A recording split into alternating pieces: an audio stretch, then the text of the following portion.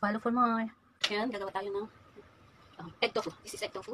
Sabi niya mo, iluto kung ano yung naandito. So, kailangan diskartehan natin. Kaya naisipan ko naman is, meron ba? Ito naman is nori strip. Ganyan siya kasi isa lang siya. Gagawa tayo ng 6 pieces. Kaya, ayan. Cut into 6 pieces. Parang 2 cm siya. Ang teriyaki sauce natin, 1 tablespoon water, half tablespoon of sugar, 1 tablespoon of cooking sake. Kita ba? 1 tablespoon of light soy sauce, 1 tablespoon of mirin. Yan lang. That will be our teriyaki sauce. Okay? I-roll natin siya. Roll.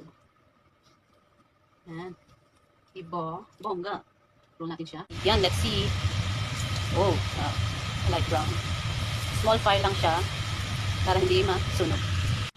Now, ilagay na natin ang ating teriyaki sauce. Dissolve na ang sugar. Okay?